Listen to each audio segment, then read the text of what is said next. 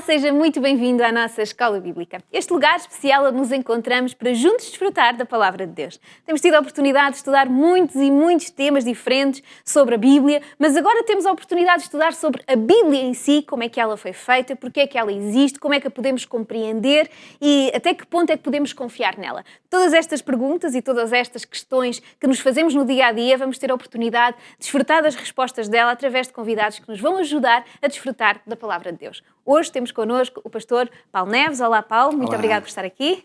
Muito bom, é muito bom estar aqui. Sempre bom. E então vamos já começar. Vamos começar então com o sumário de hoje. Paulo, qual é o sumário de hoje? Bem, hoje é um sumário um pouco diferente do normal, tanto porque falamos um pouco desta questão da Bíblia, que parece-me importante, e diz: o modo como vemos e compreendemos a origem e a natureza da Bíblia tem um grande impacto no papel que ela desempenha na nossa vida.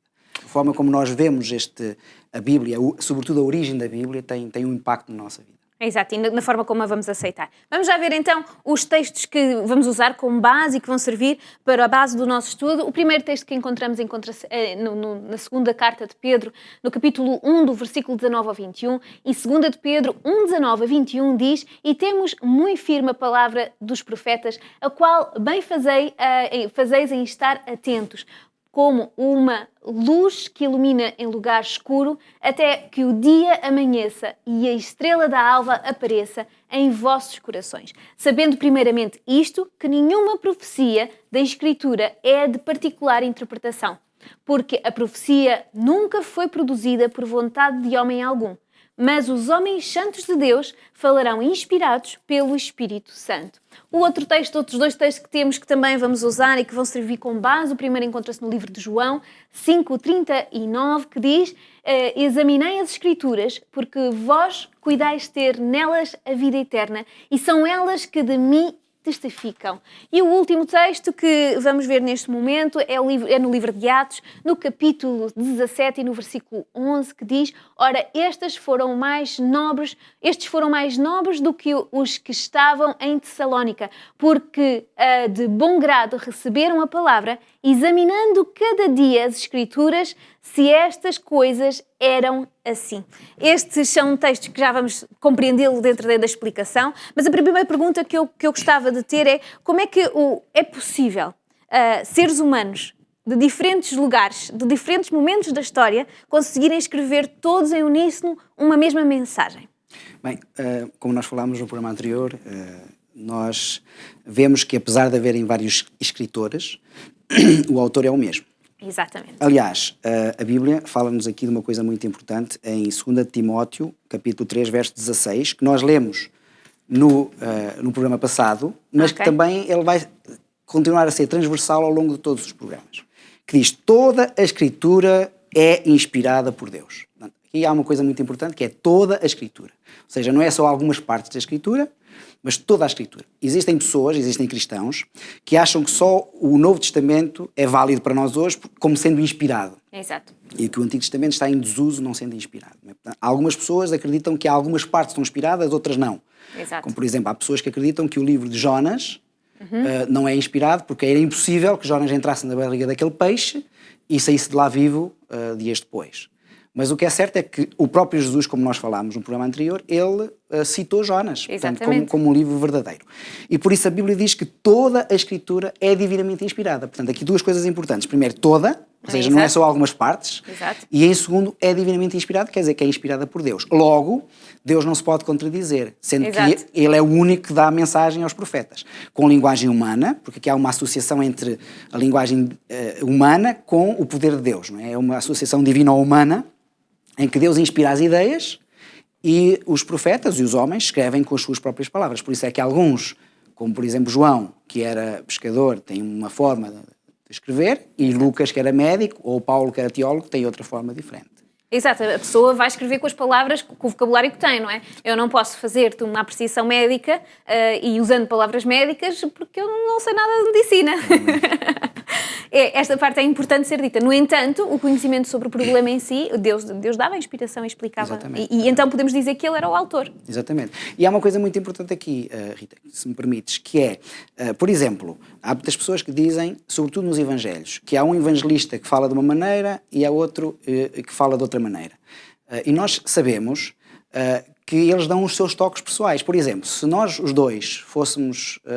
se houvesse agora aqui um acidente e os dois fôssemos ver o acidente, ou pelo menos ver o pós-acidente, e viéssemos relatar o acidente, Exato. nós diríamos coisas um pouquinho diferentes. Por exemplo, se calhar tu tens uma noção mais das cores do que eu, dirias que o carro era azul e eu já não interessaria tanto por isso, mas dizia quantas pessoas estariam lá dentro, e a associação das nossas duas formas de ver Exato. faz o compêndio geral, faz o contexto geral. Possivelmente eu ia dizer que animal é que lá estava e qual era a raça, porque gosto muito de cães e de bichos, e tu se calhar não tens tanto interesse pelos animais, não ias nem perceber que lá estava um cão, quanto mais qual era a raça. Mas se calhar, como gosto de carros, diria qual era a marca do carro. E assim, os dois juntos faríamos uma coisa mais completa. Exato. E foi assim com a Bíblia, com os evangelistas que escreveram a palavra de Deus. Então, porquê é que Deus inspira e depois vai dizer, então escrevam estas palavras? Porque Deus inspirou, mas Deus também ordenou que fosse escrito. Porquê é que Deus dá esta necessidade a que as pessoas escrevam sobre estas palavras? É verdade que no início Deus dizia para eles passarem de pais para filhos, geração para geração, de uma forma oral. Não é? Os pais passavam de pais para filhos e de avós para netos, através da forma oral, ou seja, eles iam falando para eles perceberem. Só que, a partir de uma determinada altura, Deus quis que as palavras, que aquilo que se falasse, as mensagens fossem escritas.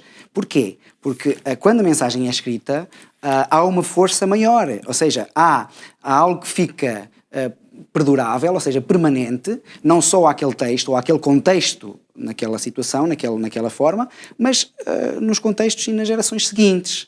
Porque aquilo que foi dito, ficar escrito num livro, por isso é que Deus escreveu com o seu próprio dedo as tábuas da lei. Para ninguém fazer qualquer... para não ser humano, para ser completamente divino. Tudo o que lá está escrito foi exatamente necessário ser feito daquela forma. Exatamente. Sem interpretação nenhuma, sem vocabulário extra nenhum. Exatamente. Aliás, sem alteração. Exatamente. Porque Deus escreveu... Mas não foi só para isso. Foi para mostrar que realmente aquele texto é permanente. Exato. A todas as gerações. É transversal a todas as gerações. Não é só para aquele momento, mas é para todas as gerações. Porque o que está escrito, infelizmente, ele perdura. E nós sabemos que tudo aquilo que é escrito, muitas vezes até no Facebook ou noutros lados, ele perdura muito mais do que se nós falarmos boca a boca para alguém. Exatamente. Que se perdem essas palavras e muitas vezes até há o diz que não diz, fica aquilo por dizer, eu não disse nada disso, mas o que fica escrito não, fica para sempre. Então Deus quis que realmente isso acontecesse, através de Moisés o primeiro, não é? Que foi o primeiro escritor, mas depois a palavra escrita para nos dar a nós, para hoje nós temos esta palavra no nosso meio. Agora, é verdade que há vários fragmentos da Bíblia, várias cópias, mas aquela que nós temos aqui, que foi copiada durante várias gerações, nós sabemos que a Bíblia foi escrita no Antigo Testamento em aramaico e hebraico, no Novo Testamento em grego, mas hoje nós temos em várias línguas, não é? E a Bíblia foi progredindo, através foi primeiro em pedra, depois nós sabemos que foi o couro dos animais, o pergaminho, enfim, o papiro, enfim, foram várias coisas, até o papel, não é, que nós temos hoje, e até já há nos tablets, não é? Portanto, há realmente uma adaptação que é feita ao longo dos tempos. Dos materiais, mas não do fundamental. O fundamental está permanente. Os materiais sim, mas aquilo que é escrito, aquilo que é fundamental que Deus deixou escrito, isso mantém-se intacto. Até porque, não sei se tu só viste, há pouco tempo houve uma notícia de que conseguiram, através de já não sei se é laser, bom, de uma tecnologia, poder ver rolos muito antigos que nós não sabíamos o que é que lá estava dentro, porque se o abrissem eles iam se deteriorar, e quando eles foram ver que estes rolos muito, muito antigos tinham sido descobertos há muito tempo, a informação que lá estava é exatamente a informação que temos hoje. E isto é maravilhoso, ver que aquilo que já foi escrito há mais de 1000 anos perdura exatamente igual àquilo que nós temos. É verdade que não está na nossa língua, estava em grego, estava em hebraico, em aramaico, não tenho certeza de que trecho era, por isso não sei qual é a língua, mas a verdade é que vi a notícia por cima e na notícia diziam isso. Exatamente a mesma informação continua a ser fidedigna em relação àquilo que nós Isto temos porquê? hoje. Porquê, Rita? Porque ao longo dos tempos o inimigo de Deus quis sempre destruir a Bíblia, através de personalidades não bíblicas, pessoas que não acreditavam na Bíblia, não é? Que quiseram realmente retirar a Bíblia da circulação às pessoas. Até houve uma idade escura, chamamos a Idade das Trevas, em que as Bíblias foram confinadas a locais específicos e só algumas pessoas tinham acesso a ela. Mas hoje nós temos acesso à Bíblia. Porquê? Porque Deus sempre protegeu e preservou a Bíblia ao longo dos tempos para que todos nós pudéssemos ter a capacidade de, por nós mesmos, estudarmos a Palavra de Deus. Podemos dizer que por isso ela é o fundamento da nossa fé e ela deve ser o fundamento dessa fé, porque ela passou todas estas provas de fogo e continua fidedigna? Exatamente. E além disso, ela hoje está ao alcance de todos nós. Só que é assim, como nós temos no programa anterior, muitos morreram por a Palavra de Deus. Exato. Por exemplo, Pedro Valdo Ele que era um comerciante rico, francês, como tu sabes, ele gastou toda a sua fortuna para copiar Bíblias que na altura era à mão. Exato. E fragmentos de Bíblias escondidas eram levadas para escolas por pessoas, não é? E passavam de uns para os outros, e aquilo era uma mensagem libertadora. A Bíblia fez tantas transformações. E hoje nós temos tanta Bíblia, tantas Bíblias em casa, temos Bíblias que servem de decoração, Bíblias de todos os tamanhos e feitios, e não damos importância à Bíblias Bíblia. comemorativas, não é? Comemorativas, com imagens, e não damos importância ao conteúdo da Palavra de Deus, que é tão importante, e que outros homens morreram para a preservar. Por exemplo, como os reformadores, que ao querer fazer aquilo que estava escrito na Palavra de Deus e não aquilo que outros ditavam, mas aquilo que estava escrito na Palavra de Deus, o assim está escrito, muitos morreram por esta palavra. E hoje nós não damos o valor necessário. Portanto, é preciso fé realmente para acreditar naquilo que está escrito, mas é preciso fé para acreditar realmente para termos coragem de nos afirmarmos que somos realmente pessoas do livro, não é? Pessoas da Bíblia. E para isso, mas também eu só acredito que para termos fé também temos que a conhecer. Nós não podemos acreditar naquilo que nunca vimos. Exatamente. E muitas pessoas dizem a Bíblia é verdadeira ou a Bíblia não é verdadeira sem nunca terem lido. E sem nunca terem um contacto direto. Então, hoje que temos a oportunidade de a ter na nossa mão, a nossa fé pode aumentar também pelo facto de experimentarmos, não é? A Bíblia diz, provado e ver que o Senhor é bom, não é? Temos que provar, e provar não é comer um bocadinho de papel, mas é provar e pôr em ação aquilo que ela nos ensina. Exatamente. Agora, uma coisa muito importante. Muitas personalidades, como eu te disse, eles quiseram fazer com que a Bíblia fosse retirada, não é? Ou seja, até denegriram a Bíblia. Mas houve personagens também, muito importantes na história, que se renderam à Bíblia. Presidentes, estadistas, cientistas, por exemplo, Abraham Lincoln, que disse que estou ultimamente ocupado em ler a Bíblia. Tirai o que puderes deste livro, pelo raciocínio e o resto pela fé, e vivereis e morrereis um homem melhor. Portanto, homens como Abraham Lincoln, até Napoleão Bonaparte dizia a Bíblia não é um livro simplesmente. A Bíblia é um ser vivo que tem o poder de conquistar os seus adversários. Pessoas que se renderam à Bíblia, Immanuel Kant, George Washington, que tanto deu a uma nação, John Wycliffe, Isaac Newton, um grande cientista, que também mostrou a importância da Bíblia. Todos estes homens se renderam à Palavra de Deus, porque a Palavra de Deus realmente é algo extraordinário para nós. E tu estavas a falar e eu estava a lembrar-me que hoje em dia muita gente usa a ciência usando a ciência e o conhecimento científico para dizer que a Bíblia não existe. Mas quando nós vamos buscar os pais da ciência, quase todos acreditavam na Palavra de Deus. Eram crentes. Eram crentes e acreditavam que ela era verdadeira. E eles encontraram respostas para os dias de hoje através da sua crença na Palavra de Deus. E isto é importante para a nossa fé. Eu até gostava que lêssemos aqui um texto que se encontra em 2 Timóteo, já tínhamos lido a primeira parte. Toda a Escritura é inspirada por Deus, mas depois diz assim, e é útil para o ensino, para a repreensão, que muitos de nós não gostamos, não é? Os seres humanos não gostam de ser repreendidos, mas muitas vezes a Palavra de Deus, porque a Palavra de Deus é um compêndio de tudo. Exato. Não só fala-nos de saúde física, fala-nos de saúde espiritual, fala-nos de todas as coisas que nós necessitamos. A Bíblia tem conselhos muito práticos no livro de Provérbios, por exemplo, que são extraordinários para nós, para a nossa própria vida. Sobre emprestar dinheiro, por exemplo. Para dar exemplo, sobre emprestar dinheiro, sobre tantas coisas que hoje em dia nós compreendemos e vemos e que são conselhos que a mãe, a pai, a avó nos deram, que a Bíblia nos dá diretamente, que nós podemos retirar de uma forma mais pura, mais direta. Por exemplo, no programa anterior, nós falámos daquelas passagens do Antigo Testamento. Há lá uma que diz que Deus diz ao povo, no livro de Isaías, que eles devem lavar as mãos em água corrente. Mas só a partir de 1800, portanto, século XIX, é que Pasteur veio dizer que realmente a água corrente é importante para nos lavarmos, porque eles lavavam todos numa mesma bacia, mesmo os médicos. Ou seja, foi preciso esperar tanto tempo para perceber aquilo que Deus já tinha dito antes. E isto porquê? Só para te dizer que até com a higiene, não é? A Bíblia fala-nos até da higiene, mas depois diz assim, e é útil para a correção, para a educação na justiça, a fim de que o homem de Deus seja perfeito e perfeitamente habilitado para toda a boa obra. Ou seja, a Bíblia ajuda-nos a aperfeiçoarmos o nosso caráter, a sermos melhores pessoas, melhores cristãos, a sermos melhores pais, melhores maridos, melhores esposas, melhores filhos também. Portanto, a Bíblia realmente é um compêndio maravilhoso que nos fala de tudo da nossa vida. Por isso temos uma postura que temos que abordar. Quando nós agarramos na Escritura e perante isto tudo que já vimos, nós temos que ir a ela com uma postura especial. Qual é a postura que devemos ter quando agarramos e abrimos a Palavra de Deus?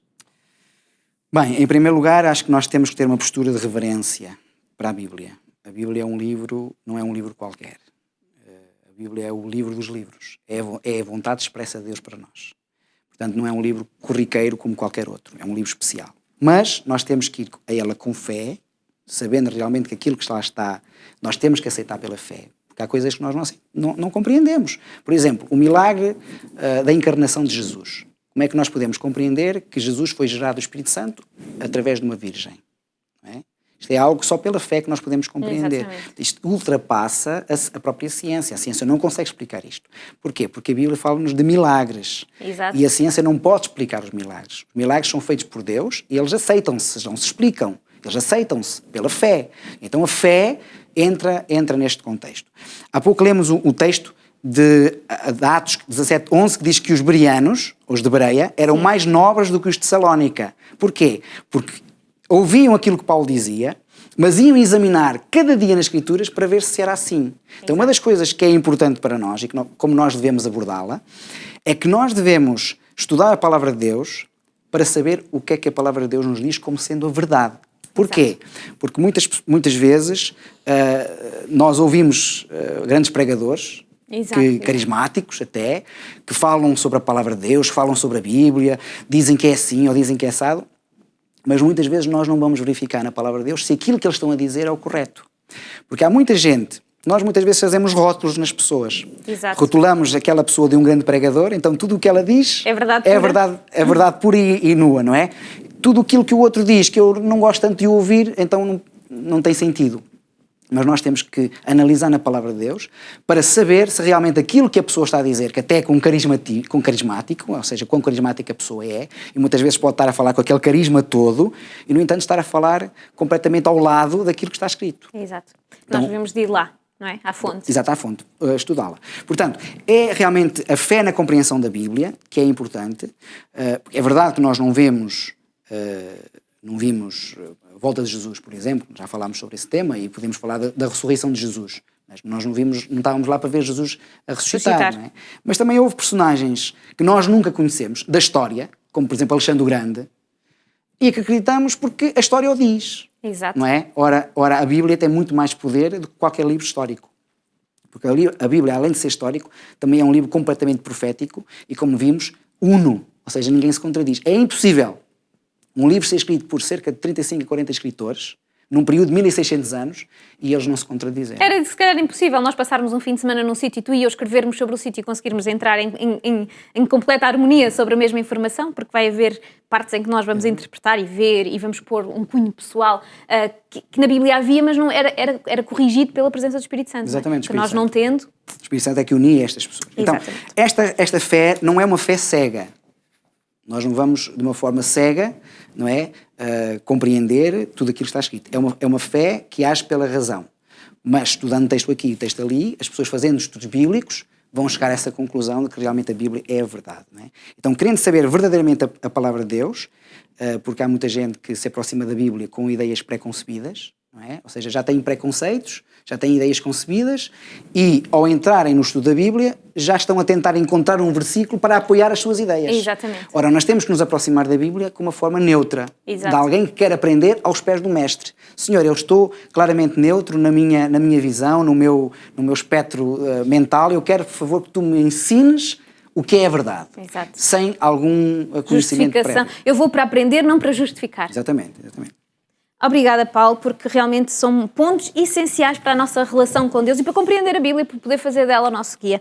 Mas agora, depois de tudo o que nos disseste e falaste-nos tantas coisas tão importantes, vou-te pedir uma tarefa muito difícil. Que tu nos possas agarrar em tudo o que nos ensinaste e possas transmiti-lo de maneira que eu possa sair daqui, aprender e fazendo aquilo que tu me estás a ensinar. Ok. Em tempo recorde é difícil, mas dizer que a Bíblia tem uma origem divina, ok? Embora os homens escreveram, mas foram inspirados pelo Espírito Santo, e mesmo que tenham sido seres humanos a usar a linguagem para escrever, eles foram inspirados por Deus. Okay. Portanto, daí a sua unicidade, não é? Então temos que estudar a Bíblia sem preconceitos, isto é, sem conceitos feitos a priori que nos impeçam de compreender plenamente aquilo que está escrito. Temos que nos aproximar da Bíblia com fé, querendo aprender verdadeiramente do Mestre. Por isso eu apelo a todos aqueles que nos veem e que nos ouvem, para que realmente estudem a Bíblia sem ideias pré-concebidas. Não vão estudar a palavra de Deus, não vão cavar bem fundo neste tesouro com alguma ideia pré-concebida a priori, com alguma coisa que alguém vos disse. Não, façam-no de uma forma neutra, dizendo, Senhor, em oração, dizendo, Senhor, ajuda-me a compreender verdadeiramente aquilo que tu queres para mim, para que realmente aquilo que está escrito possa ser aquilo que eu aceito na minha vida. E eu assim, a nossa vida vai ser claramente melhor. Muito obrigada, Paulo, pela tua Valeu. participação, pela tua ajuda. Acredito que nos vamos ver mais vezes aqui pela Escola Bíblica.